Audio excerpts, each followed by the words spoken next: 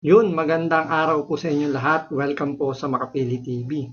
Rekta na po tayo. Itong investigasyon ng ginagawa ng ICI, talagang nagiging questionable na dahil nga kahit na magpatawag naman sila ng mga resource person, yan tawag nila, 'di ba, sa mga pinaghihinalaan nilang sangkot sa ghost project ng DPWH, sa mga maanumalya na yan, baliwala rin kahit pumunta doon dahil ang mas nasusunod pa rin naman sa pag-iimbestiga yung iniimbitahan nila. 'Di ba, meron diyang isang congressman, maliban sa topic natin ngayon, na nag-request ng executive session na hindi rin naman, kumbaga hindi rin naman nabangga o hindi rin naman, kumbaga sinang-ayunan lang ng ICI yung hiling na executive session. So wala tayong mapapala sa pag-iimbestiga dahil hindi rin natin alam kung ano yung itinanong, ano yung mga isinagot, paano yung naging flow ng kanilang discussion, ng kanilang question and answer. So, ganun yung nangyayari kapag humihingi ng executive session. So, parehas dito sa ginawa ni Sandro Marcos na humingi siya ng executive session dito sa ICI regarding dun sa mga pag-imbestiga sa kanya. So ito, panoorin po natin, pero syempre bago ang lahat, kung hindi ka pa nakasubscribe sa Makapili TV, baka pwede naman pakipindot po muna yung subscribe button at the same time, palike na rin po ng video, wala naman pong bayad yan, kaya pindot na. So ito, panoorin po natin. Ito, merong isang tao na pumunta sa ICI na wala namang nangyari, walang silbi. Bakit? Ito, paliwanag ko, ha? Ayan, no? Oh, may concert si Charis. Ay, hindi, si Charis. Si Sandro pala to. Ayan na, ayan na. Oh, tulak nyo yun. Sandali, hindi si Sandro itulak. Yung mga nakaharang, yung mga mikropono, itulak nyo para makita. Di na nakikita, oh. Oy, oy, oy, oy, oy! Dinaig pa pala yung mga vlogger nito, ha. Hindi. Di ba, yung mga vlogger, pagka nagkaanuhan, buti, at least kahit pa paano, may galangan pa, eh. Ito, wala na. Thank you. Thank you, everyone. Good afternoon.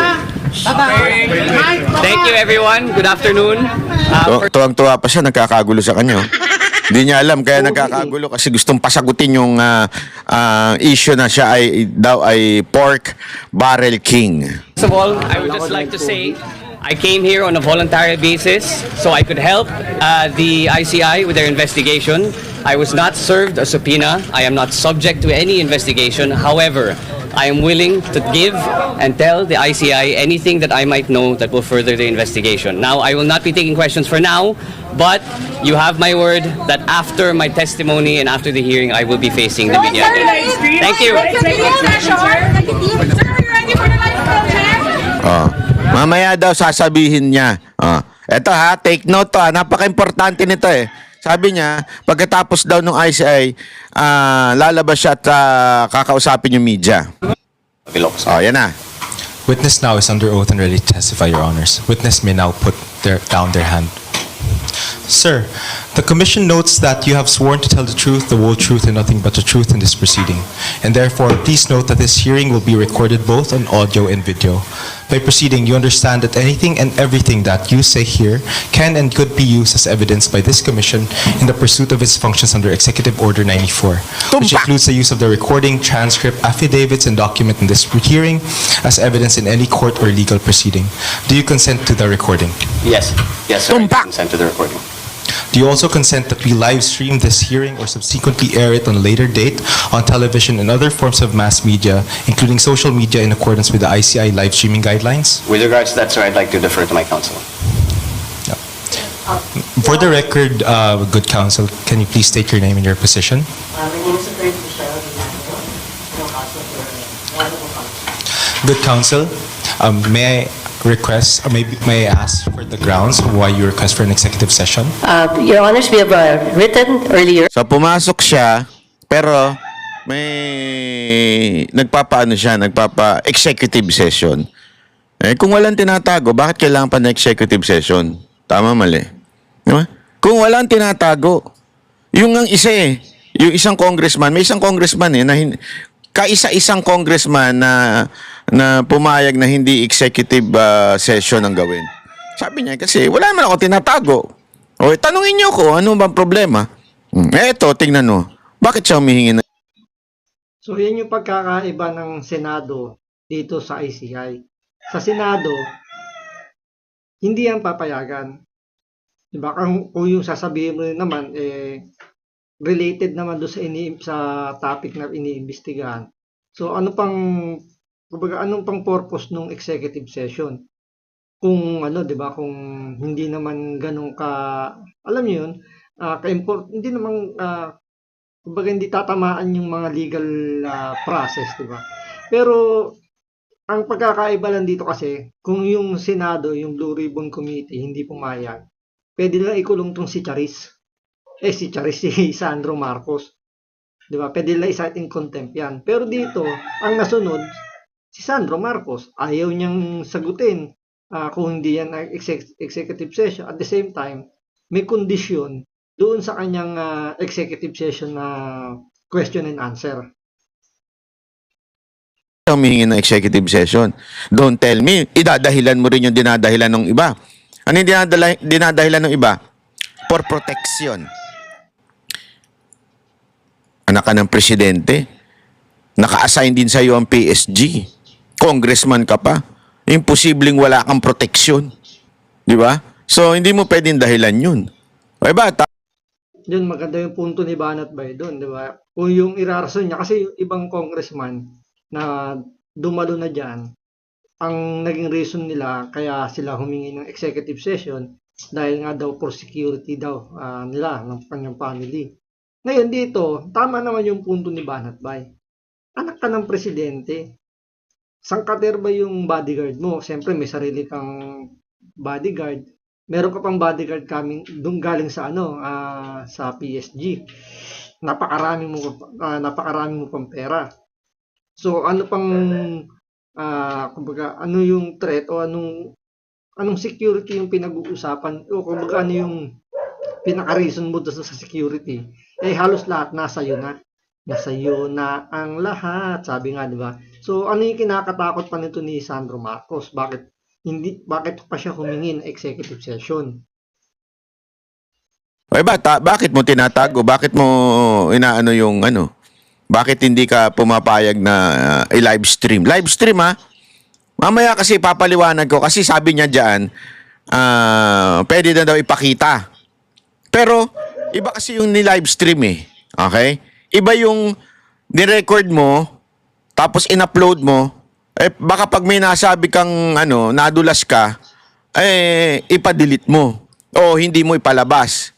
Pero alam mo yon, so sinigurado mo muna na malinis yung pagkasabi mo sa lahat bago ka pumayag na ilabas yung executive session. To formally So, meaning parang larong chess, di ba? Baka masama siya dun sa, alam niyo yung touch move, di ba?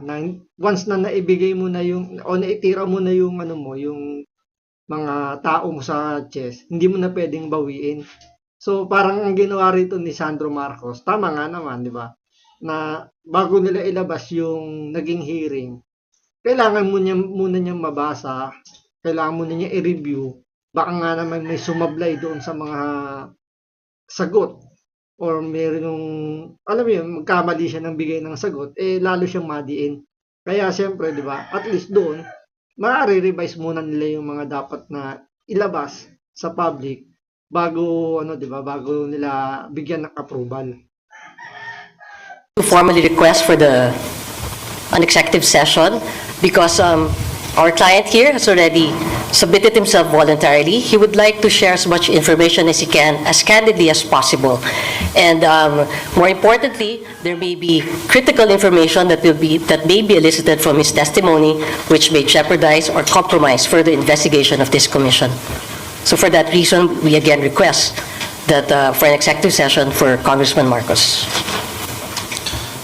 Sir, do you consent to distribute copies of your sworn affidavits and other exhibits to the public and other forms of mass media, including social media? Yes, sir, I consent. Do you confirm that you submitted to the commission a letter requesting for an executive session? Yes, sir, we do. Do you consent that the commission may share this letter request to the public in other forms of mass media? Yes, sir. You may now be seated. Thank you.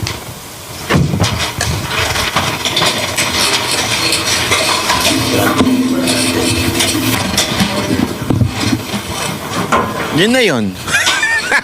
With consultation with the other members, the commission, we grant your request, so we will adjourn the session and go into executive session. Ayun na. Hayop, ano? Gago! Kaya na lang din walang walang katuturan eh, di ba?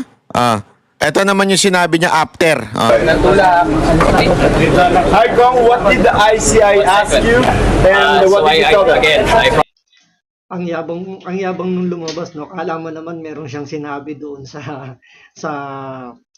kunyari ang hearing ng ICI na parang akala mo may napiga sa kanya o nagbigay siya ng napakaraming impormasyon tungkol dun sa pagnanakaw ng pera sa flood control project. Again, I promise that I will face the media after.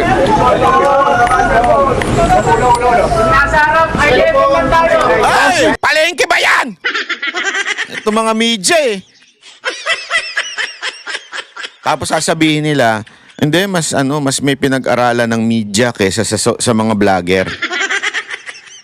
Nagsisimula na yung tao, nagsisigawan pa kayo. Ano kayo, palengke? Cellphone daw kabayo para makuha ka naman. Thank you. Pinangako ko po sa inyong lahat that I would face the media after my testimony. That I will face the media after my testimony. So I'm willing to take a few questions just to give you an update.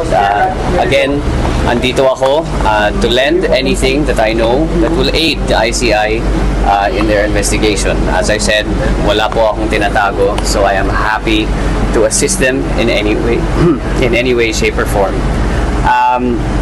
With regards to how it went, kung ano man ang mga tinanong nila, I have given the ICI full authority if they deem fit to release the video of my testimony. Yan, Banat Bay, ayan naman pala. Payag naman pala siyang ipakita yung yung executive session na ginawa nila. Alam mo, kung iisipin mo mabuti, no? Bakit ka pa humingi ng executive session kung payag ka din pala ilabas yung video noong nangyari sa executive session? Isipin nyo mabuti yun, ha? Laliman nyo yung isip nyo. Laliman ninyo yung isip ninyo. Sino humingi ng executive session? Di ba ito? Yan. Yan ang humingi ng executive session eh. Pero pagkatapos ng executive session, sabi niya, I'm giving the ICI full authority to release the video during the the executive session. Oh, payag ka pala eh. Ba't ka pa humingi? Dalawang theory ang maaaring masabi natin yan. Number one, sinigurado mo talaga muna na hindi ka matatanong at hindi ka mako-corner ng tanong. Sinigurado mo muna kung sip-sip yung mga commissioner.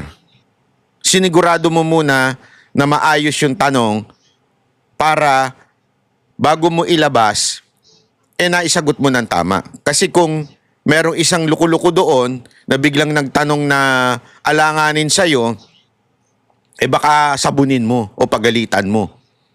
Anak kayo ng wetig, tatay ko gumawa sa inyo ah. Di ba? Maaring ganon. Yun ang unang teorya. Sinigurado mo muna. Okay? Pangalawang teorya, sa tingin ko, yung mga sagot mo doon ay hindi ka pa sigurado. Ibig sabihin, aside from sinigurado mo yung mga tanong, sinigurado mo rin yung sagot mo. Hindi ka sigurado na makakasagot ka ng tama. Kaya sinigurado mo muna na tama ba yung mga sagot ko? Doon nung na-realize mo, tama, hindi naman ako nag-stutter, hindi naman ako ganon. Dito lang sa interview.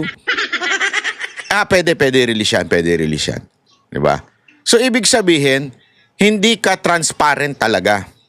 Kasi kung transparent ka, wala kang tinatago, hindi ka takot. Kahit sino pang magtanong sa'yo, kahit nasa oposisyon pa, kung ikaw ay talagang, alam mo yun, honest, walang tinatago, totoo, hindi ka matatakot. Magpa-live. Tama. Tama naman yung punto ni Banat Bay.